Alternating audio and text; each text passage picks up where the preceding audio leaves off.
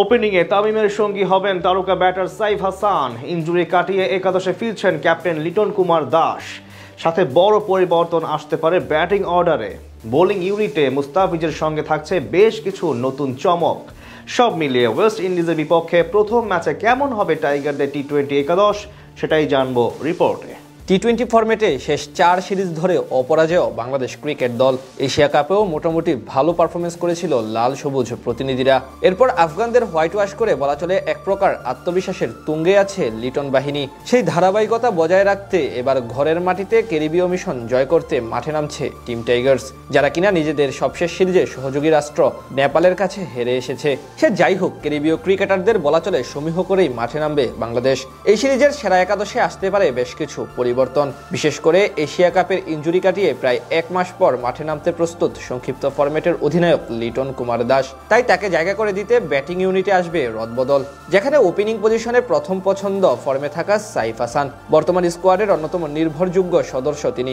Bat হাতে নিজেকে প্রমাণ করে দলের স্থায়ী সদস্যে পরিণত হওয়ার চেষ্টা করছেন এই ডানহাতি ব্যাটার। সাইফের সঙ্গী হতে পারেন বাঁহাতি ওপেনার তানজিদ তামিম।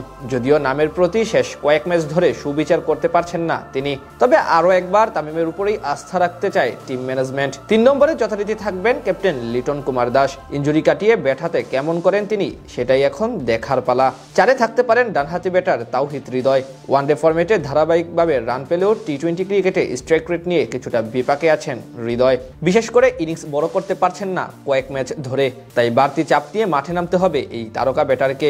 মিডল অর্ডারে তার সঙ্গে আরও থাকতে পারেন বাঁহাতি শামীম হোসেন পাটোয়ারি। যদিও ব্যাট হাতে চলমান বছর একদমই ফর্মে নেই তিনি। 19 ইনিংস ব্যাট করে এনেছেন কেবল 259 রান, গড় 17.26। তবে পার্ট টাইমার হিসেবে ব্যবহার করা যাবে তাকে। এছাড়া ফিনিশার হিসেবে আরও থাকতে পারেন নুরুল হাসান সোহান। প্রত্যাবর্তনের পর সবশেষ আফগান সিরিজে বেশ ভালোই ব্যাট করেছিলেন তিনি। সেক্ষেত্রে বাদ পড়তে পারেন আগের ম্যাচে নেতৃত্ব দেওয়া জাকের আলী অনিক। স্পিন ডিপার্টমেন্টে ভরসা শেখ মাহাদি হাসান।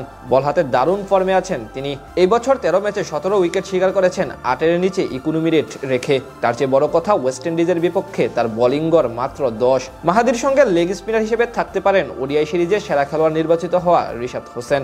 এদিকে পেস ইউনিটের বড় নাম কাটার মাস্টার মুস্তাফিজুর রহমান।